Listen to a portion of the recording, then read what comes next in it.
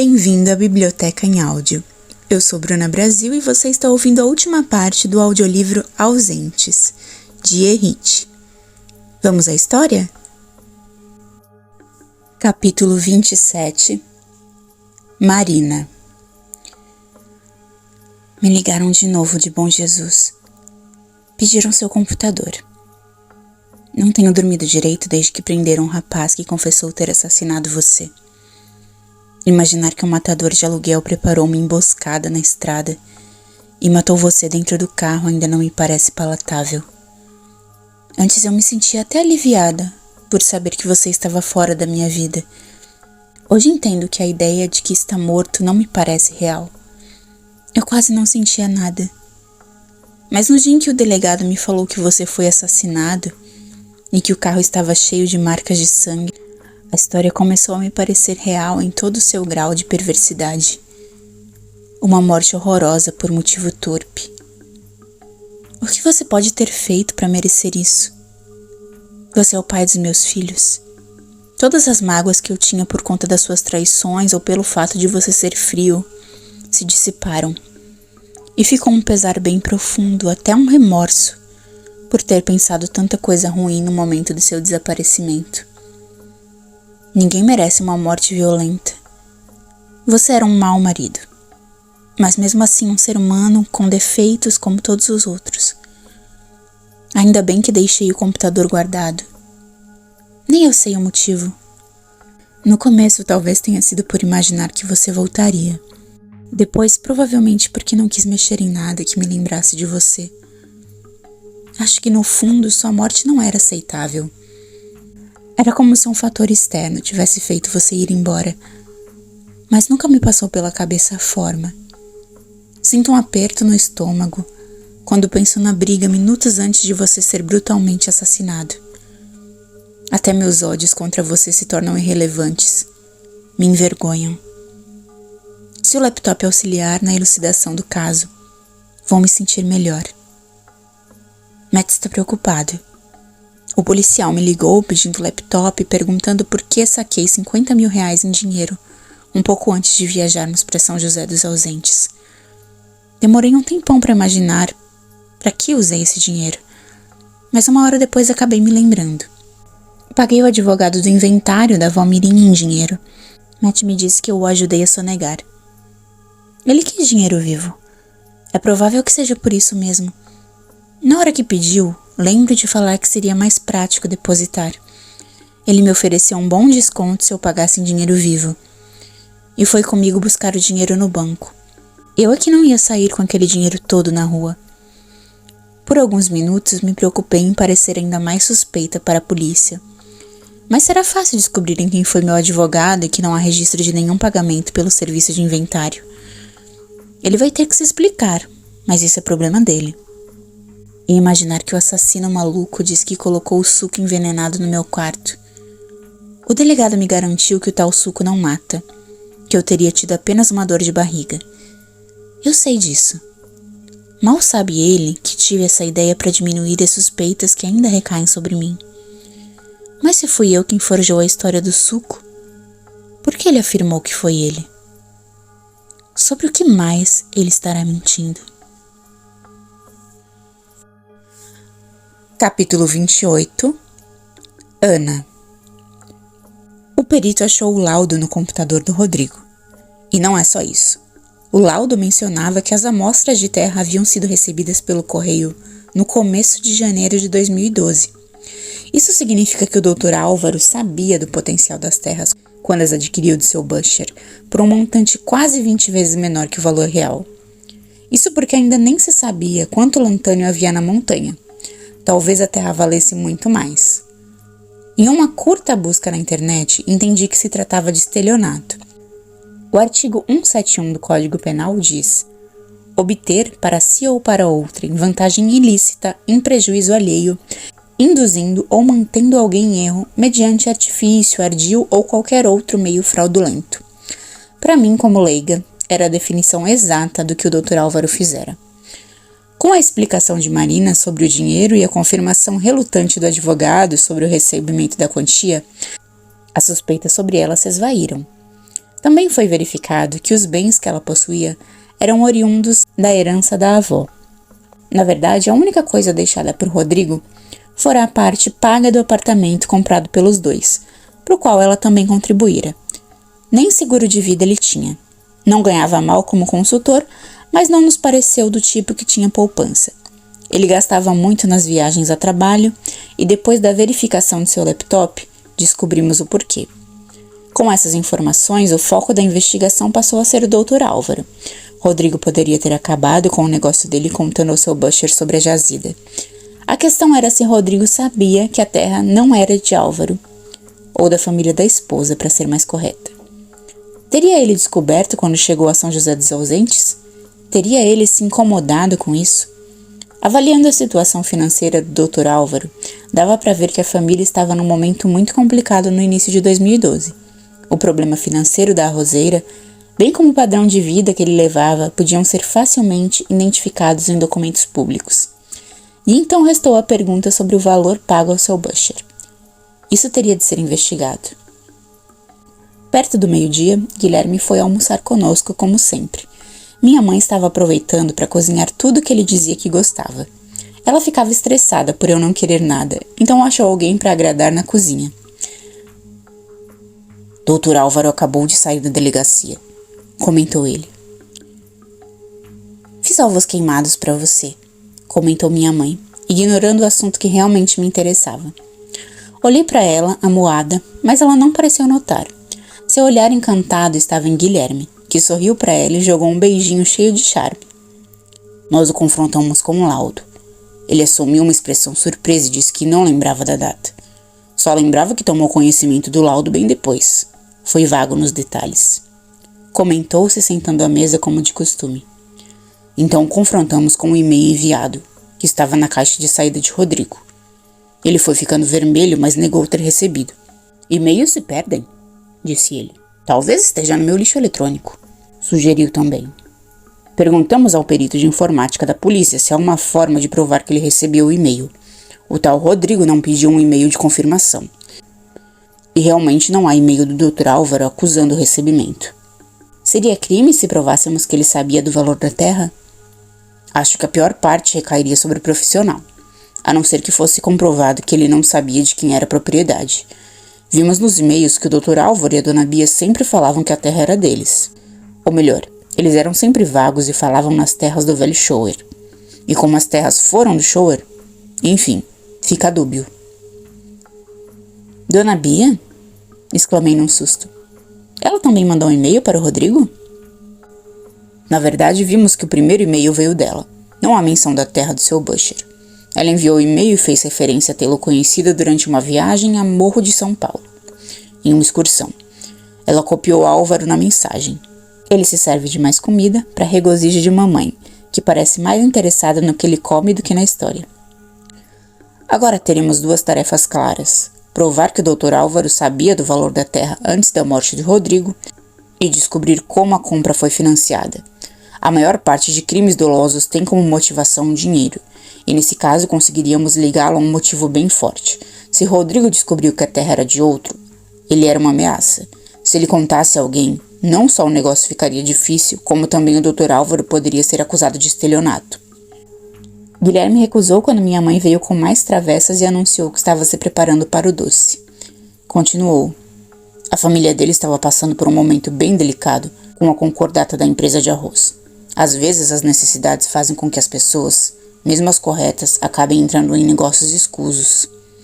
Imaginei que o comentário tinha como função suavizar a suspeita e não induzir mau juízo. Eu gostava de Guilherme, era um homem correto. Minha mãe trouxe a travessa com um tal doce, que era meu preferido na infância, e quase odiei Guilherme por ter comentado que a adorava. Outro problema será comprovar que o Rodrigo descobriu aqui que as terras não eram do Dr. Álvaro. E assim virou uma ameaça, comentei pensativa. Verdade. Pelos e-mails se nota que não planejavam visita ao local. Ao menos no início. A ideia inicial era enviar as amostras e receber o laudo. Tudo por correio. Não acho que o Rodrigo tenha vindo aqui para isso. Depois do café, ele voltou à delegacia, dizendo que haviam chamado para testemunhar uma moça que trabalhara como empregada na casa do Dr. Álvaro na época. Eu fiquei com um sentimento de culpa absurdo pelo doce que comer e fui caminhar com a ilusão de dissolvê-lo. Na caminhada, simulei diferentes soluções para esse caso. Marina, Álvaro, Jéssica, Bia e até alguma outra pessoa interessada do qual sequer sabíamos. Talvez o marido de uma das amantes mais velhas. Passei por pessoas sem cumprimentá-las. Depois me lembrei que, estando em uma cidade pequena, a probabilidade de eu ter ignorado alguém que conhecia era bem alta, mas nada mais podia ser feito. Marina estava livre das suspeitas, mas isso se devia ao fato de ninguém saber das folhas em seu criado mudo. Talvez ela realmente só tenha tentado parecer uma vítima, como Guilherme sugerira. Mas aquelas folhas ainda rondavam minha cabeça. Dr. Álvaro eu não conhecia, mas a motivação para o crime era óbvia. Do que ele seria capaz para manter o padrão de vida exuberante? E Dona Bia teria realmente contribuído? Conseguia vê-la arquitetando tudo, até manipulando o genro. Então pensei em Jéssica, de quem me lembrava como uma criança magra e apagada. Parecia ser uma mulher sem sentimentos, fria. Eu havia ouvido muito em séries criminais sobre psicopatas que eram quietos, introvertidos e apagados, e que de repente revelavam sua verdadeira personalidade. Mas não. Assim como não via Marina cometendo crime, não via Jéssica. Dr. Álvaro e Dona Bia me pareciam suspeitos do caso. À noite, quando voltei para casa, estava exausta de caminhar e de pensar. Sentia-me dominada por uma energia baixa e um sentimento de tristeza. Pensei em Frank, no meu café, na minha vida em Porto Alegre. E me vi num vazio.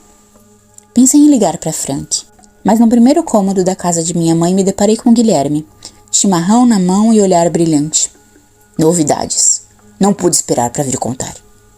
Minha mãe pareceu resignada ao esperar que eu chegasse para ouvir o que havia de novo. Eu ainda continuava querendo um banho, depois ligar para Frank e me esquecer de tudo.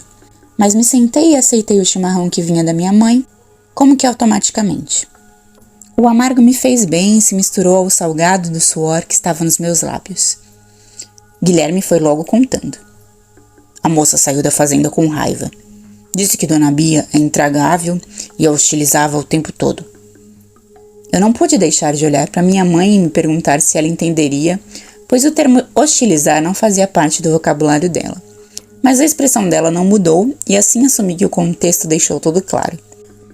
Ou ela sabia que da Dona Bia só se podia esperar algo negativo. Como ela não gosta deles, falou tudo e mais um pouco. Quando eu falei que o que é dito para a polícia não sai dali, ela liberou o verbo. Se eu deixasse, ficaria o dia todo me contando das maldades da Dona Bia para com as empregadas. Mas a forcei a focar no geólogo. Ela ainda lembra? Comentei espantada. Claro, porque logo após, quando ele sumiu, ela se deu conta pelas fotos do jornal que era o rapaz para quem ela tinha aberto a porta. Na época, ninguém interrogou, disse com convicção. Ela disse que o tal Rodrigo esteve na fazenda. Entrou irritado. Ele e o Dr. Álvaro se trancaram no escritório. Foi possível ouvir os ruídos de uma discussão. Ela só não sabe do que estavam falando. Devolvi o chimarrão depois de limpar a bomba. Imaginei que eu estava com odor de suor depois da caminhada e me senti desconfortável. Tentei me concentrar, para evitar que Guilherme visse que eu não estava absorvendo muita coisa naquele momento.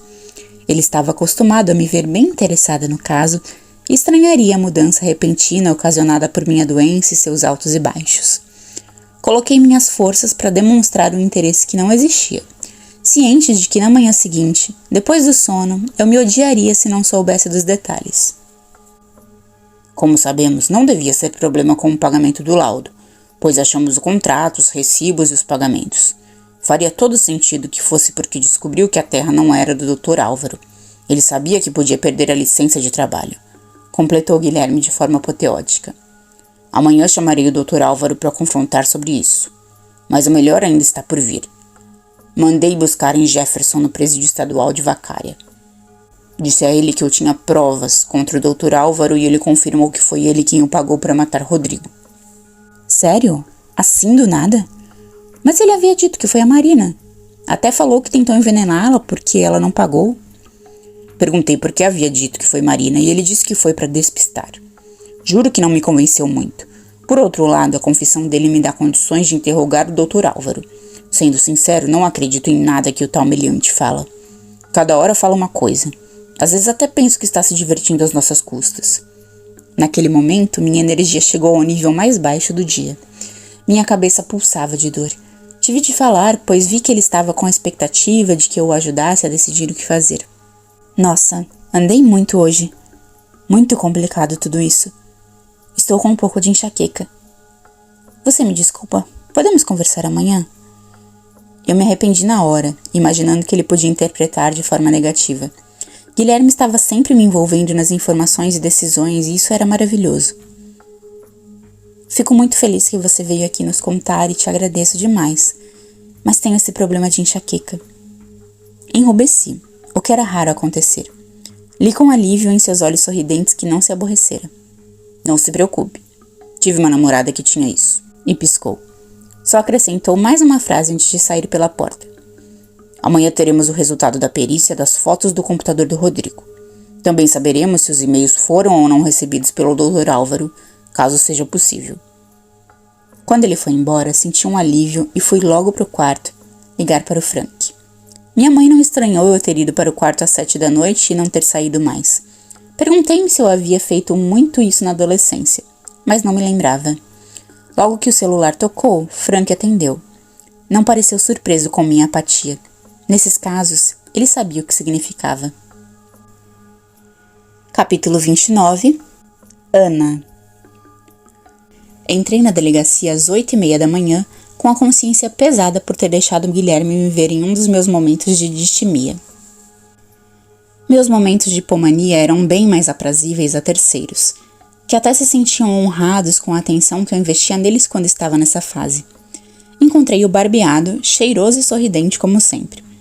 Sentei-me à frente da mesa e ele me olhou de forma jovial, com os olhos sorrindo. Era o que o tornava atraente. Melhor? Perguntou. E antes que eu respondesse, continuou. Nem precisa me explicar. Trabalho com 3 mulheres aqui na delegacia. Lançou um olhar brincalhão e elas retribuíram. Conversamos por um bom tempo sobre o que fazer. Guilherme estava em dúvida sobre a prisão preventiva. Só se prende um milionário quando se tem muita certeza acerca da culpa. Por outro lado, o que fazer se ele viajasse? Pesamos os prós e contras. Guilherme resolveu chamá-lo e decidir na hora, dependendo de como andasse o interrogatório. Mas eu soube com certeza que ele não o prenderia. E sendo sincera, não acreditava que fosse o Dr. Álvaro, por mais que todos os indícios apontassem para ele. Era óbvio demais. Durante as minhas caminhadas, cada vez mais eu pensava em Dona Bia. Ela entrara em contato com o geólogo, ela usufruía o dinheiro oriundo das terras raras. Lembrei-me de Jéssica comentar que a mãe queria que ela se casasse com alguém rico. Ela não disse assim, explicitamente, mas ficou claro no contexto. Todo mundo na cidade sabia que o marido de Dona Bia, apesar de médico, gastava e bebia demais. E todo mundo sabia que a vida de Dona Bia era de aparências. Além do mais, Jefferson era afilhado dela. Seria fácil para ela convencê-lo a fazer o serviço. Eu já havia comentado sobre essas conclusões com Guilherme, e ele avaliara trazer Dona Bia para depor. Depois, decidira que não tínhamos ainda razões para fazê-lo. De repente, Guilherme se mexeu na cadeira, os olhos brilhando. O perito, disse animado. 1 minuto de silêncio. Os olhos dele passaram pelas letras enquanto as sobrancelhas subiam. Ele assoviou alto, fazendo com que toda a sala olhasse para ele. Ele achou fotos da Dona Bia e Rodrigo em Morro de São Paulo. Parece que são de 2003. Além de ter achado todos os e-mails desde então. Dona Bia e Rodrigo tiveram um relacionamento, e foi longo. Ficamos todos parados lá, atônitos. Eu senti meus pensamentos recentes sobre Dona Bia reafirmados, embora minha mente não fosse capaz de ir tão longe. Mas se ela tinha um relacionamento com Rodrigo, por que mandaria matá-lo? Será que ele havia terminado com ela e foi isso que o motivou a ir conversar com Álvaro? 1000 ideias passavam pela cabeça de todos. Aquela informação mudava tudo. Olha Dona Bia aí, pegando o garotão, exclamou uma das policiais com um sorriso maroto. Ela é bonitona e se cuida horrores, disse a outra. Vive no salão. Isso só aumenta a minha desconfiança sobre ela, comentei tímida. Isso me chancela a chamá-la. Isso sim, respondeu Guilherme. Mas primeiro vamos ouvir o Dr. Álvaro, que chega às 11. Fui para casa esperar o resultado do interrogatório do Dr. Álvaro. Minha mãe foi ajudar uma amiga que havia sido operada. Ficar sozinha me deixou feliz. Assim pude almoçar algo pequeno como sempre fazia em Porto Alegre. Senti saudades do meu café. Liguei para minha sócia, conversamos sobre o negócio e antecipei que voltaria em breve. Em 2 dias seria feriado de Tiradentes e Frank iria me buscar. Retomaria a rotina na segunda e o resto ficaria com Guilherme. Mas até lá, acompanharia os últimos capítulos da história. No início da tarde, na delegacia, Guilherme me contou que haviam recebido os extratos da conta de Álvaro mediante sua autorização. Não havia nenhum registro de saque em dinheiro à época. Dava para ver também um depósito grande na conta, mas que Álvaro afirmou ser de um investidor, que lhe dera dinheiro para comprar as terras. Perguntei-me se o investidor daria dinheiro assim, sem saber da existência da mina de Lantânio. Pela minha experiência, tirando empréstimos para o café, esses investidores, bancos ou fundos, não liberam dinheiro sem certas garantias. Para mim, o depósito era uma prova indireta de que recebera o laudo e que com ele provara para o investidor que a compra valia a pena. Além disso, Fernanda havia viajado a Gramado no começo da semana para investigar o tal hotel onde Jefferson teria trabalhado. O dono de um hotel confirmara que Jefferson fizera um trabalho lá. Ele tinha os recibos que, somados, chegavam às quantias compatíveis com as compras feitas. Também fora comprovado que Dona Bia pagara a entrada da moto. Tínhamos o comprovante do depósito. Vou ter que chamar o Jefferson de novo, ou ir até Vacaria para ver o que ele me diz. Se foi contratado para assassinar Rodrigo, não parece ter usado nem depositado dinheiro. Também não tem nada mais na conta, a não ser o dinheiro da época da construção do tal hotel. Mas ele pode ter colocado na conta de outra pessoa, disse Guilherme. Ele não parece o tipo de pessoa que se preocupa com laranjas, ponderei. Também acho. Mas se ele foi contratado para matar o geólogo, não recebeu por isso. Na mesma hora, pensei no que ele dissera sobre Marina não ter pagado pelo serviço. O importante agora é que não temos evidências contra o Dr. Álvaro. Ele chamaria a Dona Bia para confrontá-la sobre as fotos no dia seguinte. Sem mais o que fazer ali, voltei para casa e para os meus livros. Todas as pistas concretas que tínhamos para achar o mandante do crime estavam se esvaindo. Capítulo 30. Jéssica. Chamaram Álvaro na delegacia. Fiquei na fazenda contigo, mamãe. Você parece um gato enjaulado, andando de um lado para o outro. A sua irritação não é só visível, é audível. Ouvi você falando e caminhando na varanda da casa essa noite. Ou sonhei? Acho que não. Você tem mania de falar sozinha quando está muito incomodada. Ouvi você reclamando baixinho. Você se trancou no escritório várias horas e ficou no computador procurando por algo. Sequer veio almoçar, vi a empregada levar a sua salada. Eu ignoro quando isso acontece. A única coisa que sei é que não preciso da sua ira, mamãe. Eu me sentei com o Alvinho para jogar banco imobiliário. Ele joga cada vez mais raramente comigo e parece se interessar mais pela lida na fazenda. Vai com os capatazes buscar o gado, carnear as ovelhas. Quando criança ele não gostava de ver as ovelhas morrerem, mas parece já ter aceitado essa como uma realidade, como algo natural da vida na fazenda. Eu não. Prefiro não as ver ou ouvir, ou não como mais churrasco. Essa tem sido sempre a minha estratégia, não é, mamãe? Ignorar tudo, me colocar bem pequenina e apagada para ver se alguém nota onde estou. A única dificuldade de fazê-lo é quando estou em lugares públicos. As pessoas me notam. Homens, claro, mas até mais as mulheres. Você sempre me disse que mulheres bonitas não têm amigas, só invejosas. Começo a acreditar. Capítulo 31. Ana. Frank chegou cedinho em Bom Jesus. Devia ter saído de Porto Alegre ainda à noite. Eu sempre ficava feliz ao vê-lo.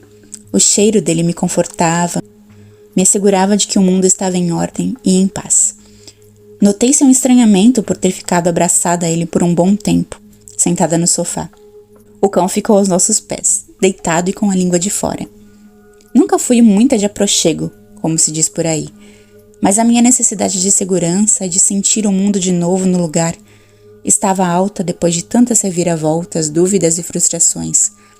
Queria voltar à minha rotina conhecida. Nunca pensei que sentiria saudades dela. Meu pai passaria o feriado fora. Vi pela cara da minha mãe que ela não esperava por isso naquela semana, mas se resignou. Frank preferia estar sem ele. Tinha dificuldade em aceitar a forma de relacionamento dos meus pais, mas jamais se meteria. Eram 2 adultos. Entretanto, ficava feliz em não ter de testemunhar. Ao meio-dia, Guilherme apareceu. Recusou a cerveja artesanal que Frank ofereceu, indicando que viera a trabalho. Minha mãe não estava em casa. Havia ido ao hospital de novo. Não posso falar muito sobre o depoimento da dona Bia. Direito do interrogado. Ela me contou a história das fotos, de tê-lo conhecido numa viagem. Disse meio embaraçado. Mas o fato dela ter tido um caso com um geólogo e tê-lo encontrado aqui não me dá nenhuma prova. E eles ainda estavam juntos. Algumas das saídas enquanto ele esteve aqui não foram para ver terras raras, como disse a Marina, mas sim para encontrar a dona Bia. Meu estômago embrulhou ao me lembrar de Marina e de sua frustração por ter sido deixada sozinha na pousada, com as crianças por conta do trabalho do marido. Se as amostras já tinham sido até avaliadas, será que ele fora até a cidade só para ver a dona Bia? Eu podia imaginar também que dona Bia lhe parecera atraente em Morro de São Paulo. Deveria estar mais atraente ainda como dona de mina de Lantânio. Eles tinham alguns planos, comentou Guilherme, mas não posso falar sobre. Espero que o fato de a dona Bia ter tido um caso com o geólogo nunca saia dessa sala.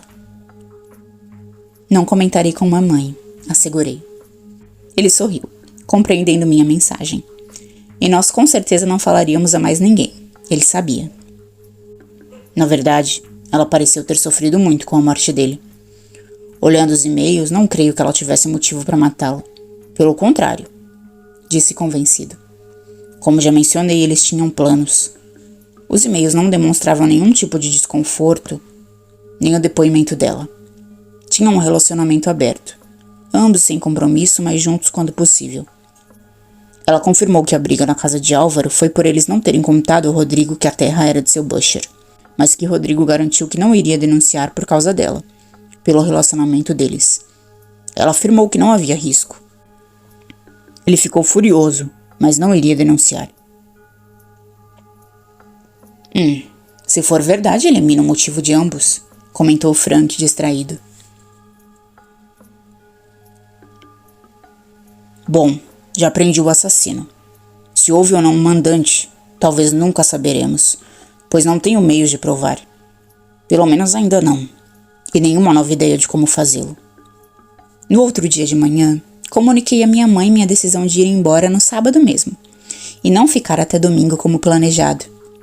Ela pareceu frustrada, mas teve de aceitar.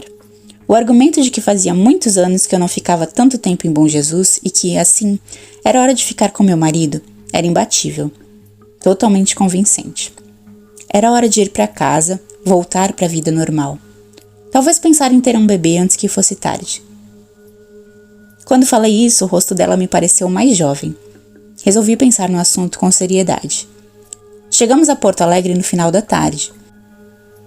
A temperatura estava agradável e a cidade vazia, o que era comum durante feriadões para uma cidade de 1 milhão de habitantes que fica tão perto da praia. Um dia, talvez eu e Frank façamos como eles e compremos uma casa na Costa Gaúcha. Acho que Frank iria gostar. Na Alemanha, pouca gente tem casa de veraneio, não só por não haver praia. Epílogo. A chuvinha fria caía no vidro do carro quando passei pela cidade de Torres. Um dia típico de inverno no Rio Grande do Sul, apesar de meu destino ficar em Santa Catarina, aonde cheguei poucos minutos depois. Não foi difícil achar o endereço do barracão onde o carro alugado por Rodrigo havia ficado por anos. Ficava bem próximo à entrada que levava à subida dos canyons e ao acesso ao Rio do Boi. A forma como eu voltara a Porto Alegre, sem um encerramento correto do caso, me consumia. Eu achara que seria capaz de esquecer o assunto, mas me enganara. Eu não conseguia dormir, a culpa me corroendo por ter escondido fatos da polícia. E se fora mesmo Marina, a mandante, Jefferson dissera a verdade sobre querer apagá-la por não ter recebido pelo serviço? Me parecia uma teoria estúpida, mas muitas vezes a vida é estúpida e os casos não são tão charmosos como os do catálogo da Netflix. Parei no acostamento e vi uma menina de uns 12 anos caminhando em direção à estrada, de mochila nas costas. Ela saiu da casa para onde eu estava indo, apesar de eu não saber bem o que ela iria fazer lá. Entrar de forma não autorizada, como já fizeram uma vez? Talvez. Sorri. Estava começando a gostar das ousadias, embora fosse incapaz de me livrar da culpa em determinados momentos. Ou, na verdade, o que me consumia mesmo era a falta de resposta, e eu apenas encontrara um motivo mais confortável para a inquietude. A menina passou ao lado do meu carro, caminhando com tranquilidade. Sem hesitação, abri a porta do meu Citroën branco e a chamei. Oi, mocinha. Ela abriu um sorriso. Estou procurando por um café por aqui. Estou de passagem, sou de Bom Jesus. Café só na cidade. Você não passou por lá? Sim, mas quando eu ia parar no primeiro café que eu visse, acabou a cidade. Comentei com um ar de riso e ela me acompanhou. Você está indo para lá? É longe? 1 quilômetro, disse ela enquanto guardava o celular na mochila. No inverno é tranquilo de ir. No verão não dá. Muito suor. Está garoando. Te dou uma carona e você me mostra onde é o café. Pode ser? Sugeri, já esperando uma negativa. Vamos, respondeu ela, já abrindo a porta do meu carro. Pensei em alertá-la sobre a facilidade que alguém mal intencionado teria de capturá-la. O trajeto foi curto. Estávamos na rua principal em frente ao café em questão de minutos. Me prometa uma coisa, disse séria. Nunca mais entre em carros de estranhos. Ela enrubesceu. Só entrei por você ser mulher e bonita, falou já se preparando para se afastar do carro. Sendo assim, aceita que eu te convide para um chocolate quente como agradecimento por me mostrar o local? A lanchonete era simples. Ficava ao lado de um posto de gasolina e era pintada de um verde intenso. Nós nos sentamos em uma mesa com toalha de plástico e rapidamente fomos atendidos. Perguntei a ela sobre Jefferson e a história do carro. Você é do jornal? Nesse meio tempo eu já sabia que ela se chamava Isabela. Não, respondi rindo. Por quê? Entrevistaram meu pai sobre isso. Até filmaram. Achamos que ia sair no Jornal Nacional, só que não. Eu queria aparecer na televisão, disse com ar decepcionado. A polícia entrevistou vocês? Perguntei. Eu não. Falaram com meu pai e levaram o carro embora. Ela me contou que a família ficara incomodada com os acontecimentos. Nunca haviam se envolvido com a polícia. Também disse que eles sempre desconfiaram que Jefferson podia ter atividades criminosas. Contou várias outras coisas, informações parcialmente desencontradas, mas nada de que eu não soubesse. Concluí que Isabela não conseguiria me ajudar. Então me preparei para pagar e ir até a casa dela para falar com o pai. Estávamos prestes a nos despedir quando ela comentou. Eu nem conheci o Jefferson direito. Lembro pouco dele. Só lembro que fiquei feliz quando ele trouxe o carro, porque me deu essa mochila. Mostrou a mochila preta com orgulho.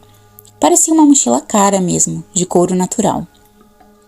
Eu até já tinha esquecido que a mochila tinha sido dele. Eu era pequena. Pensei o que 4 anos significavam para uma menina de 12. Mas esses dias achei num bolsinho uma carta que ele escreveu para uma das namoradas. E me lembrei. Não sei por que não entregou a ela. Vai ver que era só rascunho. Meu coração começou a bater descompassado. Estaria eu tendo acesso a uma pista que ninguém até agora vira? Mal pude acreditar no tamanho da minha sorte. Posso ver, Isabela? Sem pensar 2 vezes, ela tirou um pequeno papel dobrado de dentro de um bolsinho lateral da mochila. Abriu o pequeno bilhete com as mãos úmidas e um pouco trêmulas. Dona Bia, hoje te vi com um paulistano. Você não presta. Sabe que sonho contigo e tu foi minha primeira mulher. Por que tu não me quis mais? Me deixa sofrendo. Ele não vai ficar com você. Sei onde ele está hospedado. Não fica triste. Te amo Jefferson. Você acabou de ouvir o audiolivro Ausentes. Para não perder as próximas histórias, se inscreva no canal e ative o sininho das notificações. E se você gostou desse vídeo, não deixe de curtir e de comentar que outras histórias gostaria de ver narradas aqui no canal. Nos vemos na próxima página.